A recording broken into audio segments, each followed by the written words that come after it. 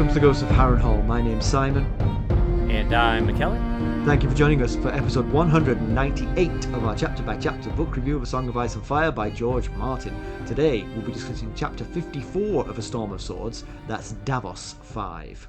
198. We're inching closer and closer. Here we are. Hang on till news and notes. You'll hear more about our 200th. But in the meantime, I'm going to tell you that we're going to chat about the chapter, and we're going to try not to spoil any future plot points for you. And hopefully we're going to provide you some entertainment along the way. We'll summarise what happened, discuss our thoughts on it, provide some useful background, compare it to the television show, indulge in a little pedantry, and cover some relevant news and listener correspondence. Be sure to check out the show notes. They'll provide some additional information about the characters, geography, and other things in this chapter. How are you, sir? I'm doing all right. I just about gave myself a heart attack. We had just finished recording a wildfire side chat, and I was moving my computer over. When we record on Zoom, we have to hang up our call, and then it will create a video of the recording. And then I call Simon back, and we do this. And it was doing its thing, it was preparing the video and all. And when I moved my computer, my finger accidentally hit the power button and turned it off. And I was like, no. So I quickly turned it back on, and the little counter was still there. And I was like, please keep moving. And it went to the next percentage, and I was like, oh. Thank goodness. You didn't tell me about that. You wanted my live reaction here. Yeah, that's a scare. It was. I was like, oh no. Our wildfire side chats are only open to our Buy Me a Coffee sustainers. Yes, that is correct. Well, they're fun. Become a sustainer and you get to see those. They're interesting. When they're correctly recorded, they're interesting. Right, yes. When the video actually finishes running and we get to see it. Yeah, our last one got a lot of really positive feedback. It was about snack food. Favorite snack food, yes. Yeah, yes, which doesn't sound all that riveting, but people seem to find... one of our sustainers said that she laughed out loud multiple times. Oh, interesting. So, So, for listeners from the future, we're in early July. And early July in the United States means celebrating independence from the evil clutches of Great Britain. And I went to a friend's pool. So we've commented throughout the year, actually, about how cool it's been. It's been a abnormally cool spring. Right. May and June. I don't think I can remember cooler May and June than we had. Agreed. But Yes. they were waiting for July to come, and then the hammer fell because it was really hot on July the 4th. I was at a pool and I was miserably hot. It was unpleasant. I saw something that said July 3rd was the hottest day ever recorded in this area or something like that. Worldwide, I heard. Worldwide, maybe. Yes, that's what it was. I think it was July 3rd, and then it was beaten by July 4th, and I think beaten again on July 5th. I think okay. It's the three hottest days in there. Oh, recorded. goodness. Yeah. Okay. Yes, it was really hot. I came up with a theory that the US won its independence because the Brits all just gave up in July. They were like, all right, who would live here? It's all yours. Have it. We don't even want your taxes. Yeah, we spent the 4th out on a friend's boat. And when you're out on a boat and it's got that, it's got that top, it's called like a bimini top or something like that, canvas top that goes over top. And you're moving along at 20, 25 miles an hour. It feels very nice. Yes. 40 Celsius can feel more like 30 Celsius. Yes, when you stop moving quite so fast and step out from under that top, you realize just how hot it is. Mm-hmm. Well, actually, I have boating stories too, because I've been boating twice since I last saw you. Once, both times wakeboarding, and I had a great time. This was Sunday and Tuesday, so I'm still sore from all this. But Rob's going to make fun of us for discussing of course, boating. Yeah. That's coming. Sunday we were swimming in the lake because it got hot, and so we swam for a while, and we heard very distant thunder. And my friends who owned the boat are very careful about thunder, and we jumped back in the boat. We drove back to the marina. We tied it up. We covered it over, and then we ran because an almighty storm blew up. It was unbelievable. Oh no! we as we ran, I was sort of looking to my right to keep my eye on the lake, and the surface of the lake was just being lifted up by the wind in huge Oh sheets. wow. Then I saw like one of those big tubes that like three people sit on, just bounding across the lake, unattended. Then when I got to the parking lot was gravel. Uh, Karsten left two bags just at the back of the car for me to throw in the back of the car. And as I bent down to pick up these two bags, the gravel lifted up off the floor and smacked me in the face. No way. I almost Wow. left the bag 2 feet from the car and just dove in because I was like, it was incredibly intense. And then I I saw bet. a little guy on a jet ski just going, Get me out of here. exactly. It was crazy. But then we went again on July 4th. We went on the boat as well, and we had a great time. We took a guy who'd never wakeboarded before, and he got up first time, and by his second run, he could do every trick I could do and better. Ugh. Did you Yeah. leave him behind? Just I mean, honestly, cut the rope and just let him flounder. range of emotions because I went from absolute elation when he got up first time to, hang on, Wait a second here. that's Now not he's just fair. showing off. Yeah. So he skateboards and he windsurfs, and he said, yeah, it all came Oh, in handy. So yes, I'm sure he it was just does. really good at it. But Uh-huh. all of this leads into my real story that I have for you, which is last night I dreamt of you. Oh, that's right. You mentioned I've been I waiting to hear this. Yeah, I dreamt of you. So Oh, I so apologize in advance. well, no, no, we actually you were kind of like you were the comic element of the dream. You'll be glad to Oh, know. okay. So you, me, and Stacy were walking along a pier at the sea or the ocean or over a lake or something. And as Okay. we walked along, Stacy and I were either holding hands or arm in arm. I don't know. It's just a dream. Okay. And you fell off the edge of the thing and fell into the water. And This then, sounds all very plausible. yeah, yeah. So you fell to the right, and I was on the right of Stacy, and Stacy went across to see if you were okay, but then she fell too. And so she was sort of pulling me into the water as she fell. And I think I like held onto a piling with my right hand Uh-huh. and she's holding my left hand and she's falling in. And I my arms can't take this, So I've either got to let go of the piling and go with her or let Right. go of her. So Yes. I didn't want to fall on top of her, so I let go. I mean, we're talking like a 4 foot drop. It's not Right. like death I'm avoiding here. So she falls in the water too, and I'm now swinging out into the sort of like open thing, and I let go of the piling and I fall, but I grab with both hands on the pier and I hang from the pier to make sure she gets away before I drop in the water. How And I think chivalrous. all of this was because my shoulders were aching so badly that in my dream my body felt like I was hanging by the fingernails from a cliff.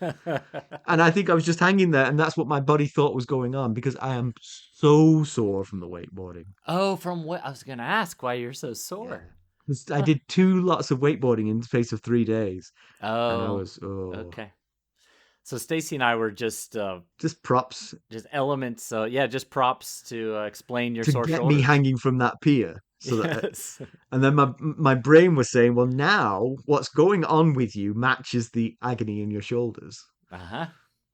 But I yeah, it was get very it. interesting. I have no idea why I was holding hands with Stacy. Or maybe it was arm in arm. I can't quite remember that whether it was. I mean, it was definitely, you know, fraternal, not sort of romantic. It's Right. not like You and I could have been arm in we arm, and could have been, Stacy but could have fallen in. that's true. But that's not how it happened, Mackelly. If she had fallen in, I wouldn't have been such a klutz to fall in checking for her. That was, Well, I'd I have mean, had I also much didn't want better. to fall in. Let's be honest. There was a bit of me didn't want to fall in. Yeah, so all very strange. Wow, that is. It's fascinating how dreams work sometimes. Well, anyway, let's get down to business. How did we leave Davos Seaworth? Last we saw of Davos, he was wriggling his way out of the Dragonstone dungeon by doing the thing he does best, telling Stannis the unalloyed truth. The king's plan to invade Claw Isle was rubbish. Davos is named Hand of the King, In the flames, Stannis has seen the Night's Watch fighting the others, and Melisandre tells them that the only hope for Westeros is to fight that fearsome foe under Stannis' colours. She wants to sacrifice Edric Storm to wake the stone dragon, but Stannis won't hear of it. But does he have the same concern for the leeches? No, no, he does not. The frazzled invertebrates are christened Balon, Robb, and Joffrey on their way to the pyre, and as Meatloaf would say, 2 out of 3 ain't bad. Wow, we're quoting Meatloaf in this Yeah, episode. actually, writing that in there made me go and listen to a Meatloaf song, and I forgot how good Meatloaf was. He Yeah, slaps he in was. in many ways. All right, why don't we give the Agreed. summary of this one? All right. Well, Davos, King Stannis, Queen Selyse, Melisandre, Axell Florent are all gathered to hear news from Salladhor Saan. King Robb Stark is dead, his head removed and replaced by that of his wolf, his crown nailed to the head. His mother also killed, stripped, and thrown into the bloated river. Davos thinks the Freys are cursed for breaking guest right. Selyse, Melisandre, and Axell think it's the work of R'hllor. Stannis sees an opportunity. He will begrudgingly offer full pardons to any lords who repent their treason and swear fealty to their rightful king. Melisandre breaks it to him that there is no opportunity in the deaths of Balon Greyjoy and Robb Stark. She has seen it in the flames that new false kings will arise from their ashes. She tells Stannis that he must show a sign of his power. Stannis scoffs at that. He's got 1,300 men on Dragonstone and a paltry 300 more at Storm's End. Not exactly shock and awe-worthy numbers. And he's got no money to hire sellswords. Selyse reminds him that's more numbers than Aegon the Conqueror had. All Stannis lacks is dragons. And all I lack is millions of dollars in Hollywood good looks. So, Well, we're you just both. like $1,000,000, Mackelly. I'm not sure which I'm further away from. Anyway, Stannis reminds her of all the other historical failed attempts to bring dragons back into the world. And Selyse reminds him that none of those people were the chosen of R'hllor, or wielded Lightbringer, the sword of heroes, and none of them paid the price. Only death can pay for life. The boy? Stannis asks. The boy, Selyse responds. The boy, Axell echoes. Seems that all R'hllor's worshippers present believe that sacrificing Stannis' nephew Edric Storm will awaken a stone dragon and win the war for Stannis. You did that exactly how I hoped when I wrote it. I envisioned 3 different voices for the boy, the boy, the boy, and you did exactly Oh. unscripted. We didn't plan that out. You just knew. That's how well we know each other. Well, I mean, honestly, at this point, we can just improv, we can scat. That's right. We'll finish each other's. Uh, Sandwiches. Yes, that's exactly what I was going to say. Anyway, Stannis argues that regardless of how Edric's parents defiled Stannis and Selyse's wedding bed, the boy is innocent, and he's Stannis' own blood. But despite himself, Stannis begins to ponder the wonder of dragon wings over Westeros again, and him astride the beast. Davos speaks up to disrupt the king's dangerous train of thought. Davos and Melisandre debate the power of King's blood, which Edric has flowing through him. Melisandre says that 2 leeches equal 2 dead kings. Davos points out that 2 is not 3. There were 3 leeches burned, and Joffrey still lives. The king admits that Davos has Melisandre there. Melisandre says if Joffrey dies, it'll prove the power of what R'hllor can do with King's blood. Stannis gives a solid maybe on that. He then kicks the lot of them out of the room. Davos remains and reminds Stannis that Princess Shireen is a constant play companion of Edric. Stannis knows this, but does not really matter. Edric could be the best boy ever, but it's Edric against a realm of boys, girls, men, and women. Melisandre has told Stannis of his prophecy.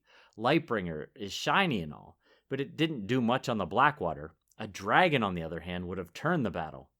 Stannis tells Davos he knows the cost. He dreamed of a king being consumed by a crown of flames. If Joffrey should die, what is one bastard boy against the kingdom? Everything, Davos says. Now he's starting to anger the king, so Davos is told to leave before he ends up back in the dungeon. As he walks through the castle, Davos notices how every aspect is shaped like a dragon, from the great hall to the kitchens. He imagines them as once alive, now turned to stone. Salladhor Saan, seemingly reading Davos's mind, says if the dragons turned to life, the whole castle would collapse. Saan tells that he has heard that Davos has been secretly meeting with King's men, those whose faith in R'hllor has waned since the battle on the Blackwater. He urges Davos to be careful. He has a long way to fall now that he has risen so high. Davos ponders his new station. He feels ill-equipped for the role. He can't even read or write. Master Pylos convinces Davos to let him teach Davos to read. So every day, Davos studies with Pylos, usually after the children, including his own son, Devon, have finished their reading lessons. Edric Storm is part of the trio of children, rounded out by Princess Shireen.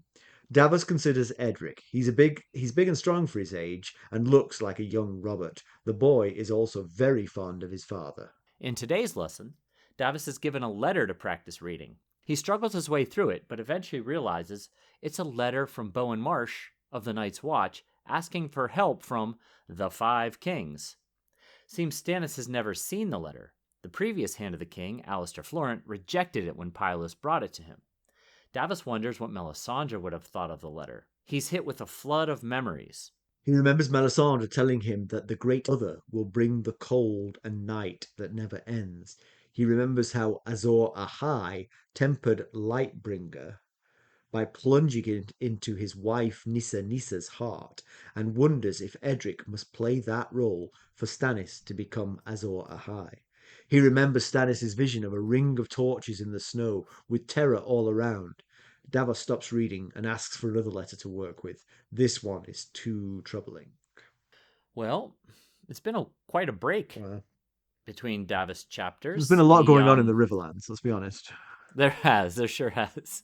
A lot of Arya riding around. Every chapter now is like, oh, let's watch these people learn about Robb and Catelyn's death. It's sort of Right, like true, just yes. grating on our pain here. Right. Just keep bringing it back Yeah, up. and also now we, Keep, we we also know for sure now that Grey Wind is no more if Salladhor's right, intel is to be believed, because his head was put on Robb's shoulders in place of Robb's yes, head. So Grey Wind bought it. So no Arya reunited with Grey Wind, which would have been nice. It was a little dream I had. it would have been nice. Yeah. Yeah, George Martin just doesn't seem like the kind of guy who's going to give us that kind of sweet reunion, though. True, and Walder Frey is certainly a useful tool in keeping that kind of thing from happening. Because that is a Right. particularly vindictive and horrible indignity to perpetrate on the Stark corpses, to behead Robb, to Agreed. behead Grey Wind, to put the head of Grey Wind on Robb's shoulders, to strip and throw Catelyn's body into the river. All sort of, even the Lannisters sent Ned's bones back. Right. Yes, that is just awful. Just so Yeah. unnecessary. So above and beyond. I mean, they're already in violation of guest right. Now they're just adding insult to injury. And remember when we talked about this in Catelyn 7, the Red Wedding chapter? Uh, in the House of the Undying, Dany saw what it was like the second vision she saw was a dead man with a wolf's head sitting on a throne wearing an iron Oh yeah. crown. So now the image that she saw is complete with at least this what we're being told that Grey Wind's head was cut off and sewn onto Robb's body and the crown was nailed to Has it. Salladhor Saan been talking to Danny? I mean, that's exactly what Maybe. what he saw. Yeah. And the Ghost of Highheart's prophetic dream is complete by one more step with Cat being thrown into the river. With that detail, remember, Oh yeah, yes. she saw A a woman who used to be a a fish. woman who was a fish thrown into the Ah, river. that's right. So, but there's one more detail at the end of that prophecy that's still a Go mystery. on. When when her eyes opened, the ghost awoke in terror. So that part we had conjectured maybe it was her Cat realizing that that there was treachery afoot Yes, that's what I with thought it the meant. But now wedding I'm feast. thinking maybe she's not dead. She was just pretending to be dead, and now she's floating down the river and she's going to wake up. Just doing the backstroke, maybe. Fingers crossed. Fingers crossed. Mhm. Absolutely. So obviously, there's within Stannis' camp, there's reason for celebration here. Both two of his rivals are gone, and there seems to be pretty much high validation of Melisandre's power to influence the world.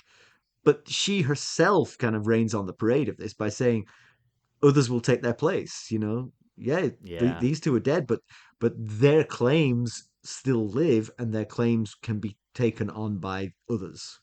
Yeah, I mean, with the Ironborn, it seems pretty likely that they'll have a new king. As Stannis points out in this chapter, the Kraken left too many Right. heirs, and the Wolf didn't leave any. Right. Well, but what Stannis doesn't know, of course, is what we know about the document that Robb Stark had his people witness, which may have uh, freed or attempted to free Jon from his oath and legitimized him, making him Lord of Winterfell. Oh, sorry, King of the Right. North, I King should in the say. North. Yeah. Yeah. There's a whole nother level Yes, there. exactly. Right. At least that's what he told Kat he was going to Yeah. do, and she tried to talk him out of it. But, we don't know exactly what was in Yeah, that yeah. letter, but it would seem Yeah, that yeah. there's a high And possibility. Stannis isn't to know Now, that, so Melisandre is probably right. yes. And of course, we had talked in the Cat 7 chapter that there's not that many people left alive who Yeah, signed off on that heir yeah. plan. So, that could also be a problem. Right, indeed, indeed. It certainly wouldn't be Roose Bolton who would try and rise as king in the North, right? I mean, he's in bed with the Lannisters. You don't imagine he would defy them as Well, such. there are people in bed with Lannisters who would defy them if they could. I know that for a fact. Yes. Sansa. And he did tell Jamie he's so far away. Yeah, Dreadfort is so far away from Castle Rock, he's not yeah, concerned about retribution from them. So it's yeah. possible. I mean, again, can we just check out the leeches on Melisandre? I mean, I was thinking there's basically two interpretations of what she did. One was she saw the deaths of the three kings coming and then went through a little mummer's farce with the leeches. The other one is she didn't think the death of those three kings was coming, and she used Edric Storm's blood to enact these deaths. That's some power. That is considerable power she's exhibited here. Yeah, Um, absolutely. I, the alternative view, I think, is just it would be it's a kind of an interesting twist on it if she just saw it coming in the flames, but that three rivals to the throne would all die in quick succession would be awfully convenient. So you've got to feel that she's tipping the scales with what she's doing rather than just being a witness to it. Well, certainly, if she was a priestess or a septa of the new Yeah. gods, I might lean toward coincidence because in a war of kings, kings are possibly going to Well, die. yes. So, In order for that war to end. right. But R'hllor has a track Yeah. record of solid evidence. The Shadow Assassins, bringing the dead back to life through Thoros of Myr, seeing in the flames, which even Stannis is seeing in the flames these days, and now kings killing kings through leeches with king's blood. I mean, he's by far the most active meddling god Yeah, we've yeah, seen in this yeah. story. The old gods have Bran warging and reaching out to Jon in dreams, and the new gods, they've not really done anything of use Yeah. as of yet. So maybe that's why they're new gods. They're still figuring all the god stuff out. For those who would argue that she just saw the deaths in the flames and sort of like amped up her apparent power by doing the whole leeches thing, it would be funny if she'd only seen the death of Robb and Balon in the flames and said and burned only two leeches, only for Stannis to say, "Hang on, what about Joffrey?" And she's forced to like burn a third leech. Like, oh, I hope this one works. So You know, what I saw for him, he did look like he was kind of old and in his bed. This one might take a while. Remember, I didn't put a time frame on any of these. But Davos, he does pull Stannis out of this fantasy of uh, thinking about Stannis having a dragon and reminding him that two kings aren't three kings. And Melisandre says, well, if Joffrey dies, it'll show that R'hllor has the true power. And then will you consider Edric sacrificing Edric Storm? And he says maybe. Yeah. But, I mean, Joff seems pretty hale and well protected. Yeah. So, I still think uh, and I've thought this since the very first time I read this, that there isn't a sort of how much power do you need? I mean, with a leech full of blood, you were able to kill 3 kings. I mean, waking Right. the stone dragon surely can't be that much harder than that. Do you really need the whole of Edric? Yeah, take a whole Yeah, pint exactly. or something, you know? Donation from Edric. Uh, Yeah, so Selyse and Melisandre both say that only death can pay for life. We've heard this before. yeah, it's the same refrain we heard from Miri Mazdor Right, right, when she right, was right. telling Danny When about Daddy wanted to reviving bring Drogo. Khal Drogo back, yeah. Yes. Mm. And, Melisandre talks about King's blood waking the stone dragon. Danny gave up Rhaego unknowingly when she was trying to save Drogo, and death pays for life. Then, the dragons hatched on the funeral pyre. So might Rhaego's death have been the blood of kings that sacrifice needed? Uh, Uh, because Dany is the daughter of, King yeah, yeah. Viserys, so she does have king's blood in her. Now, although that did not work out at Right, all how Dany was right. expecting. Now, that could very well have just been because Mirri Mazdor was getting vengeance on Drogo and Dany and all of the Dothraki. Or, you know, maybe just generally these things don't work as well as But you mentioned promised. Thoros of Myr before, and that seems to be a bit different. I mean, that feels like he's bringing Beric back to life without a death. True. Hmm. Yes. I mean, it feels like Beric is losing something. He's not coming back Yes, completely, but definitely. I will say I appreciate Stannis's acceptance of Edric's innocence in this whole yeah, affair. It shows considerable loyalty and good judgment from Stannis that he's reluctant to sacrifice his nephew for the promise of glory. yeah. Let me ask you something. Do you think that this waking of the stone dragon is literal? I've always thought it was metaphorical until this chapter, but this chapter definitely feels like they're actually looking at the stone dragons and thinking, are they going to come back to life? Right. Yeah, it feels like they expect like a fully mature grown dragon to come to life from the possibly from this castle here rather than a hatchling born like what Danny got here. And they all, including Salladhor Saan, seem to think that a dragon will win this war, but Danny can tell you just how long Right, it takes for those baby dragons to be a right. useful weapon. So I will say Stannis does have Targaryen blood. His mother was Rhaelle Yeah, yeah. Targaryen. So it's possible if this did work and a dragon did, break free from one of these statues and come to life, he could possibly ride it if that were the Yeah. case. It never occurred to me that they meant this literally. It always, to me, I thought it was a reinforcement of Stannis, that Stannis would become a dragon in some way by killing Edric. Right. Yes. Yeah. Axell and Selyse seem convinced that this is going to be a real dragon, like full sized stone dragon turning to a real dragon, and that does seem like really far fetched. But then so do shadow assassins, I guess, and bringing the dead But back as to you say, I life mean, and all. even Davos and Salladhor are worried about the structural integrity of the castle should the dragons all come to life. So, Right. Yeah. Now back to Edric Storm. Yes, like I was saying, I think it shows loyalty and good judgment from Stannis, and that he's got enough perspective to see the innocence in Edric, despite the existence of the boy having vexed him since the boy's consummation, which also shows constraint. I a side note, I wish Kat had been so enlightened with John, uh-huh, yeah, but there is a difference.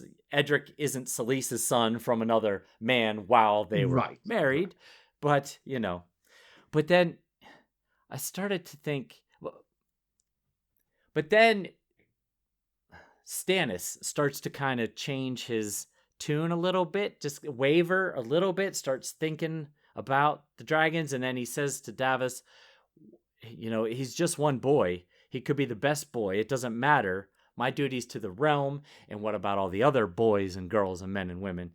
And I started thinking about Courtney Uh-huh. Penrose and how offended Stannis was that he thought that Stannis could ever do harm to his own nephew. And I was thinking maybe Courtney Penrose was right to fight and die protecting Edric, because it seems like maybe Stannis is wavering a little bit on that. Yeah, he's wavering, but at least he does seem to have that as a current principle. Whether it lasts, we'll see. Yes. But right now, he does seem to be Yeah. sticking to it, you know. And probably given the nature of Stannis, the fact that he said that to Courtney Penrose probably sticks in his mind. You know, I can't because I told Courtney Penrose that I wouldn't. Right. Well, maybe. Yeah. Yeah. It's Stannis goes on about, this duty. He's got a duty to the realm. He didn't ask to be king. He said last chapter he didn't even really want to be king, but he's got a duty to the realm, and he's got a duty to his brother. And we know Stannis, he takes these kind Yeah, of things seriously. So I'm sure there is a major tug of war here. His duty to the realm, he could possibly end this war by sacrificing this one boy. His duty to his family, he should protect his own blood versus sacrificing him for Stannis's yeah, benefit. So I'm sure it's quite the tug of yeah, war there. yeah. So Stannis reiterates Melisandre's prophecy to Davos, and that includes the lines that a hero reborn in the sea, a hero hatched from dead stone. Yeah. And then previously from, it was Davos 2, I think it was, there were more context that Melisandre gave was, when the red star bleeds and the darkness gathers, Azor Ahai shall be born again amidst smoke and salt to wake dragons out of stone. And I just gotta say, the more times we hear this prophecy, the more it sounds like Dany's story than Stannis' story. I mean, she was reborn in the Dothraki Sea, hero reborn in the sea. Hatched from dead stone. We know that her dragons were hatched from Oh, the stone hero eggs. wasn't hatched. The hero hatched the eggs in the sense of a mother hatching the eggs. Interesting. Possibly, yes. And then, there was talk of the comet in the sky as heralding the arrival of Azor Ahai. But the comet flew in the sky the day that Dany's dragons hatched, and she was kind of Yeah. reborn in Drogo's pyre. So, but having said that, Dany in the House of the Undying, one of the visions she saw was a blue-eyed king who casts no shadow, raising a red sword high in his hand. And Stannis says that Melisandre sees in the flames him facing darkness with Lightbringer raised on high. So, that could point a little bit back toward Yeah. Stannis. But also, of course, the whole dragons from stone, that feels like, as a literal prophecy of what's going on in Dragonstone, crazy talk. But the petrified dragon's eggs becoming dragons, that is dragons from stone. So that has happened already. Right. Just Yes, not yes. in this realm, not in this theater. Yeah. So they've each got a bit of it, Stannis seems to have Lightbringer, Yeah. which Azor Ahai is supposed to have. It's a little bit odd how he acquired it, because when we first saw Stannis with the sword, he was basically using Yeah. an oven Oven mitt mitt. to Yeah. and it had to be tamped Yeah. out when it burned up and fell apart. But according to him, the sword, this one, his current version iteration of it, seems to legit glow as promised. And and then Dany's vision in the House of the Undying, she saw the man that we think is Rhaegar said that his son was the prince that was promised, and his song is a song of ice and fire. But then he said, but there must be one more. The dragon has 3 heads. So, proposing an idea to you here. Please. What if the prince that was promised / Azor Ahai is not one person, but 3 people Okay. here? Dany and her dragons, Stannis and Lightbringer, and a third person not yet revealed, and they all three have to unite to defeat the Great Other. And as you said, they are all related to Rhaegar. Not necessarily Rhaegar's children, but all related to Rhaegar. Right. Yeah. There was no prophecy that said they had to be Rhaegar's children. He just thought that they were. He thought he was the prince that was promised because he was born in the tragedy of Summerhall. Then he started to think his son was the Azor Ahai.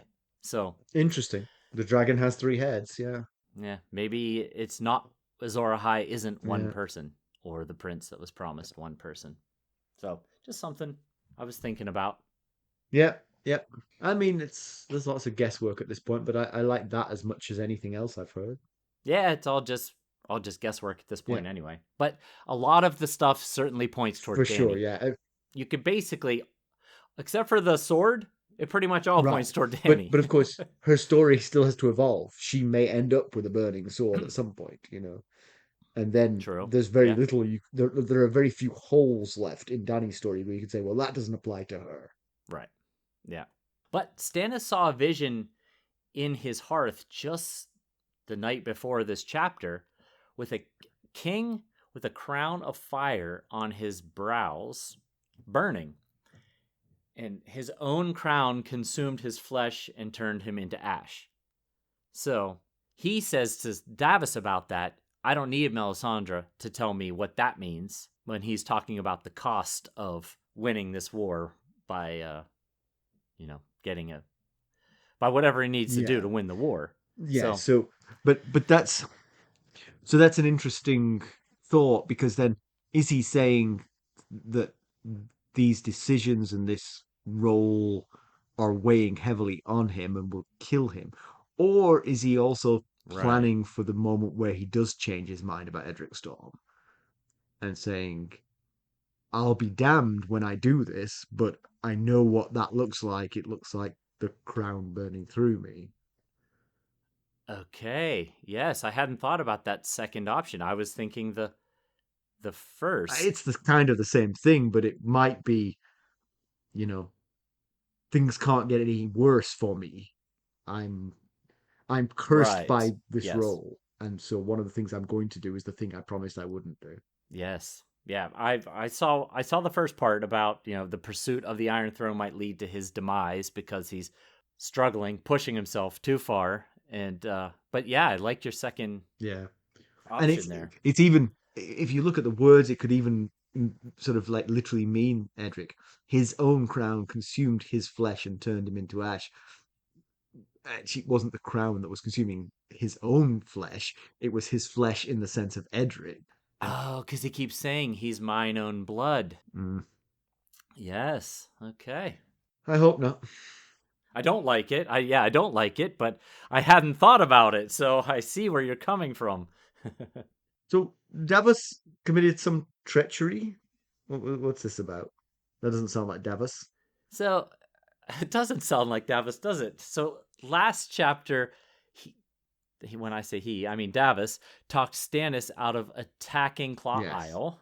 You mentioned Yes. it in the recap, which was being done. The attacking Claw Isle was being done as retribution slash plunder opportunity because Adrian Celtigar bent the knee to Joffrey after the Right. Battle of Blackwater.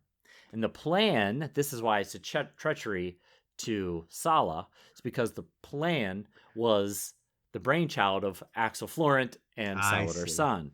So, So the treachery was to anyone other than Stannis. This makes a lot more sense. Yes. yes.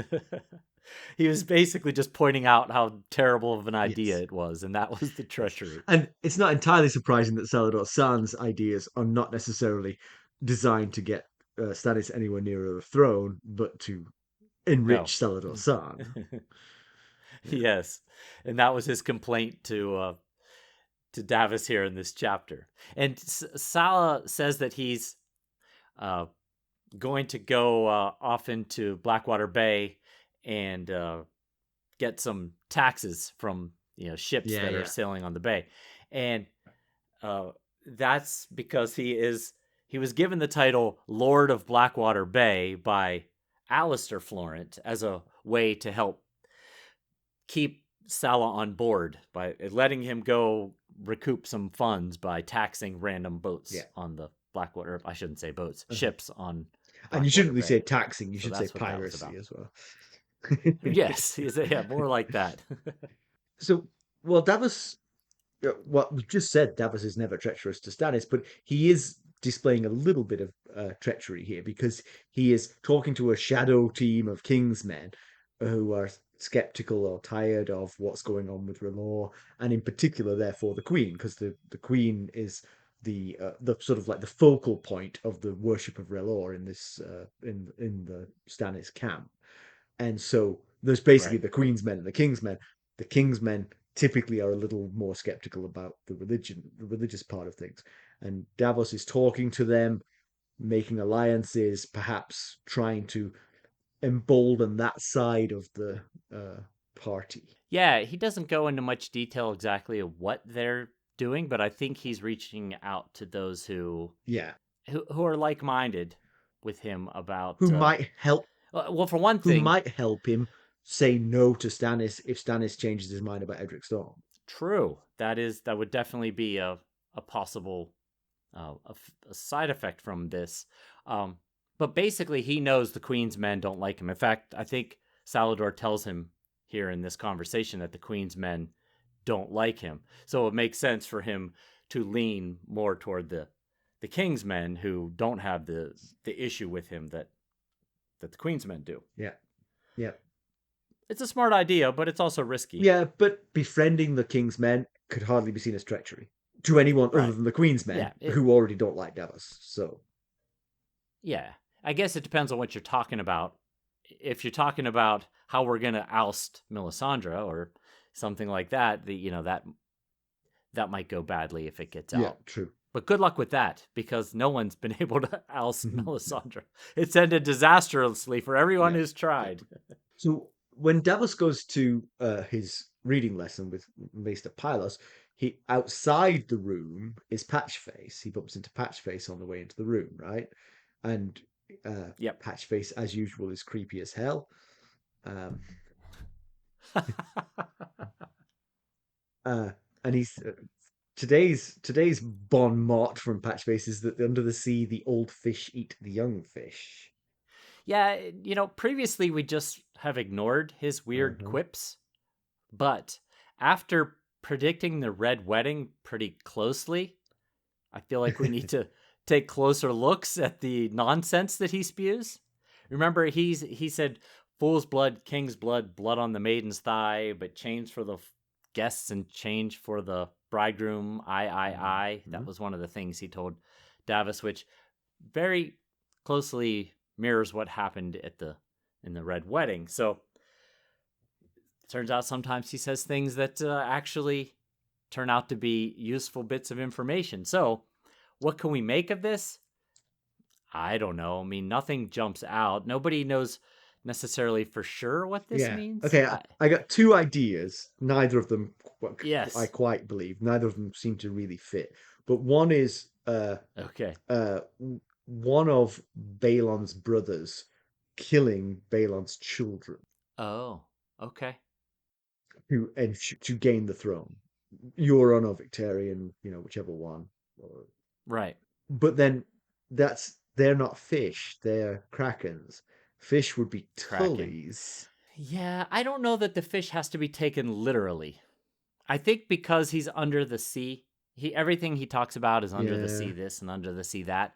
I think the fish could just equal people. people in Yeah. general. I don't know that we have to Yeah. take it quite so literally. I did see on some online theories that you know, Walter killing Robb or Cat. Yeah. Eh, Yeah.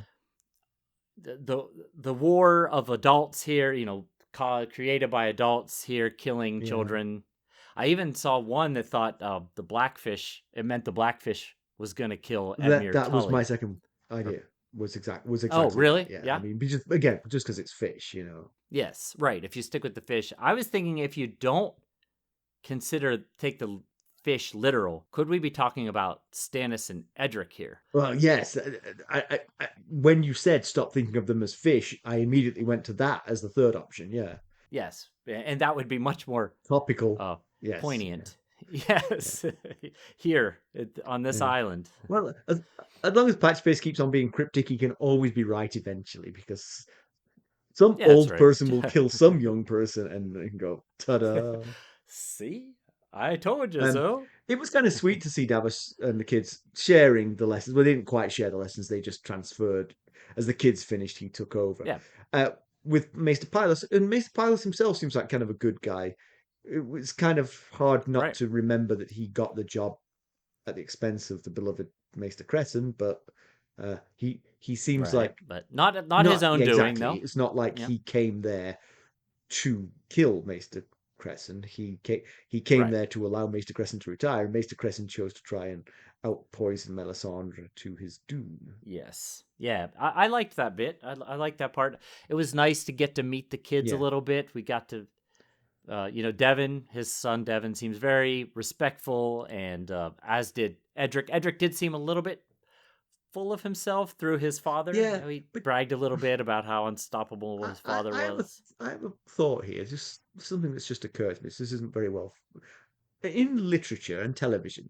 Often, an abandoned son has a sort of like a very high opinion of the father who abandoned him. Have you noticed that? That's not Right. Edric is not the first Yes. character in all of history to have that kind of trait. What do your Right. kids think of you? Well, I hope they think fairly Yeah, highly of me. but like Edric and Robert. I don't know about Yeah, that exactly. highly. I See, think I'm pretty sure either of them would point out some flaws if given the I'm opportunity. just saying we've treated our kids too well. That's why they don't respect us. That's why. Yes. That's right. We were around too often. We should have not been so accessible, Yeah. I guess. I, I'm not sure why Davos is so surprised by what he reads in the Night's Watch plea. I mean, first of all, they don't know who's going to win. They're inevitably going to reach out to all five kings. They were always going to do that because Yes. that's Yes. their mission is to protect the realm, whoever's the king. Uh, Yeah.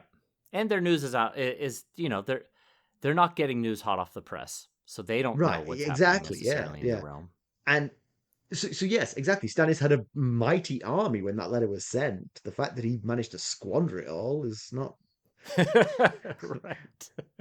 If they could take that letter back, right. Yeah. maybe they Raven, would. circle around, do a quick head count, come home if it's rubbish. And I will say that the addressing it to the five kings doesn't make a great deal of sense. It's not like it was an email with five kings in the address line. I mean, you'd put them on These BCC for sure. yes. These were individually sent, so address each one to the I specific mean, you king. can make five copies of the same letter. Just say, Your Majesty. It doesn't matter. Right. Your Grace. I mean, both kings we've seen uh Joffrey's letter, and now we've seen Stannis's letter, and both times it's bristled the Right. recipient.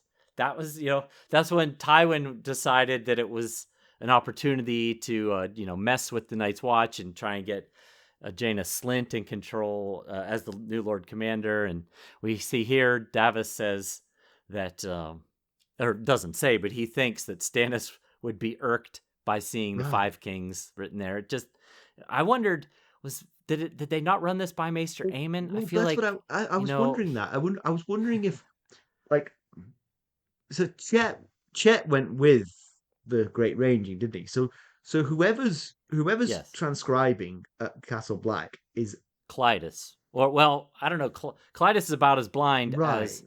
Maester Aemon, so but he might be able to see well Right. enough to So I'm write. thinking, I'm thinking this is so. Bowen Marsh was the original, uh, is Yes, the and author, and he is the Lord right? Steward or whatever the top So steward is called. So maybe he can possibly, write. yeah. But I mean, if Bowen Marsh told Maester Aemon send letters to the Five Kings, and Maester Aemon said to Clytus, "All right, dear Robb, Joffrey, Balon, Stannis, I've forgotten who the fifth one is. Renly, Renly, but he's dead. So delete as appropriate. And Clytus just wrote all that out and mailed it as was, he's probably writing them out, going, "Why am I It's doing it this crazy. way? This makes no sense." Well, Maester Aemon knows. Stannis is like, He's. I'm fourth on this list? Come on. Uh, I will say, so the letter, Davos asks Pylos, has King Stannis seen this? And Pylos says, no, I gave it to, at the time, Hand of the King, Axell Florent, and he rejected it and said, are you a fool? We've got our own issues right now.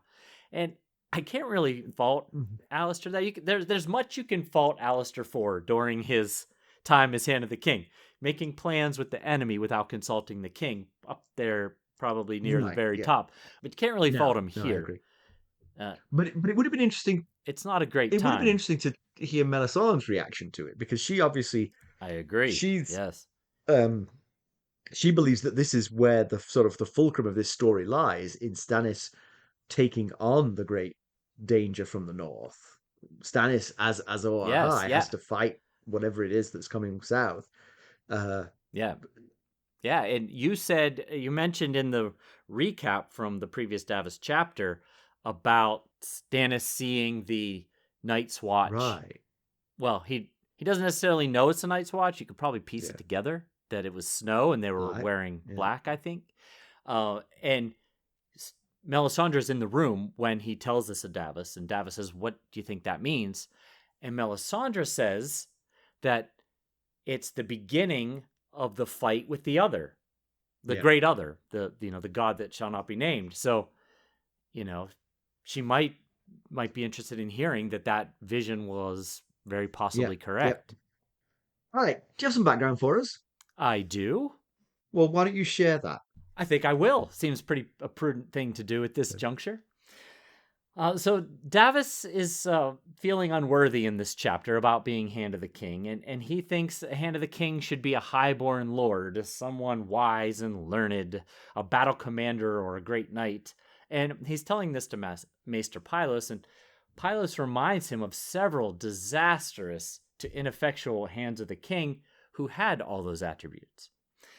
Two of those he mentioned are Ryam Redwine, who we've talked about in the past, and a Septon Murison. Now, Pylos said that Septon Murison's prayers worked miracles, but as Hand of the King, he soon had the whole realm praying for his death. So let's look at it. Let's take a closer look and see what happened there. Septon Murison was appointed Hand of the King by King Aenys I, who is the oldest son of Aegon the Conqueror, after Aenys' brother Maegor took a second wife while remaining married to his first. Surely just a big misunderstanding. Presumably. If we dug into it. Aenys, in response, stripped Maegor of his Hand of the King title and exiled him to Pentos. In an attempt to appease the angry faith, Aenys appointed Murison, who was well known as a miracle worker. Murison tried to work a few miracles on King Aenys' behalf, however, none of them worked in the slightest. In 41 AC, Murison performed the wedding ceremony of Prince Aegon and Princess Rhaena. This was the final straw for many in the realm. They turned on King Aenys in droves. Septon Murison was exiled from the faith for his role in the sibling marriage. And not long after, Murison met his end when he was torn apart by a group of poor fellows as he traveled in a litter. This kicked off the beginning of the Faith Militant Uprising, which we've also talked about in the past. All right, thank you. So, comparison with the television show, there's quite a few differences here. Davos is taught to read by Princess Shireen, not by Maester Pylos. And the same debate about Edric Storm is had about Gendry, because in the TV show it's Gendry that's got the king's blood. And then right, basically all the bastards are rolled into one in Gendry in the show, right? There's less talk about the stone dragon, more about him achieving the throne here. Davos does something which I'm pretty sure he's going to do in the future in the book, so I'm not going to say what it was, but it's rolled into this chapter. Melisandre Okay. does say that the War of the Five Kings is irrelevant. The true war lies in the north. The evil and death are marching on the wall. That kind of thing. That's all kept. But because of Gendry versus Edric, it is quite different, and I just have to be a little bit careful of spoilers. So I'm going to stop there. All right. Yeah, I knew when we talk about Edric, there's going to be some It differences doesn't. because Yeah, he it just doesn't does not appear appear in in the the TV show. Yeah. Yeah. show. Pedantry Corner. I couldn't really find anything here. Do you have anything? No, I don't like to force pedantry. No, I don't neither want do to I. sound like I'm just Neither do I. If nitpicking. So, when if there's if they're nothing, 9 there's days north nothing, of the wall and they had wall duty in the last week, that's pedantry. Remains That's the pedantry. gold standard for That's pedantry, right? Oh, episode 1 exactly. pedantry. All right, news and notes. Well, so our 200th episode celebration is now merely 2 episodes away. And here's the plan. We've finally put a plan. Oh, we've got a plan. Finally. Thank God. We're going to have a live episode on Thursday, July 20th, starting at 7 p.m. Eastern Daylight Time, US, Canada. We will be on the it's actually called the GOH Events channel, which is a stage channel. So, On the Discord server, right? Yeah. and that's on our Discord server. Yes. So we are going to be on the virtual stage on our Discord server. So afterward, we're hoping to do a Q&A. This is all theoretical. We have really no way of testing this to see how it's going to go. So, Yeah. Yeah. please be patient with us I when mean, the day comes. we've done a 1 and 2 person test, but we've not done a everybody piling in there. Right. So we'll see how it goes. We're going to give it a shot. We really hope it works well. But ultimately, time is running short to join our Discord community if you want to take part in this live episode and hopeful Q&A afterward. So if you're not already a member, go sign up. The link is in our show notes of every episode. We got a new monthly donation contributor through our website, Sarita. So thank you very much indeed. We appreciate that. Absolutely. Thank you so much. Yeah. If you want to help us keep going, or just thank us for bringing hours of joy and entertainment, but you don't want the perks of buying me a coffee, you can contribute directly through our website, ghostofharrenhal.buzzsprout.com. Yes, we Uh, thank you so very much, Sarita. yes. So let's conclude. So Relo still showing that of all the gods, is the one who can interfere in the world. Right. Well, I mean, the deaths were already apparent, but now was Melisandre's moment to gloat. Yeah, it is it feel like R'hllor is the one true god, or is it just that maybe he's the like youngest, newest god and the most active listener and meddler, and all the other gods are been there, done that, and they just Well, let I'm humans also. figure it out. I mean, look, I'm not a huge fan yet, but I will say he is the only one whose prophets are talking about the danger from the north, which clearly is a real danger. It seems that the children Yes. of the forest and the old gods and the faith of the seven are asleep at the wheel, that they're going to let those people come south, you know? They're not even manning up the night's watch. You're right. Absolutely. Yeah. Yeah. It does feel like he's the only one paying attention. Yeah. And here's my worry. Stannis is in sort of like limbo here. There's not much he can do of anything. And the whole time he's sitting on Dragonstone with all of his wife's men and all of Melisandre and his wife all telling him the way out of this logjam is to kill that kid. Oh, Eventually it's going to wear on him. You know, yes. he's not noble enough. He thinks he is, but he's not noble enough to not be ambitious enough to do what needs to be done. So I worry for Edric, I have to say. I do as well. Yes. Uh, Stannis went from outright refusing the idea last Davos Yeah, chapter yeah. to holding strong but dreaming of dragons over Westeros. And like you said, if you just keep if they just keep on him, you can feel him wearing down to the idea. Right. It's particularly when you've got nothing else to distract you. You know, he's not gathering new men. He's not building a new navy. He's got Right. no prospects of moving forward with his claim. Right.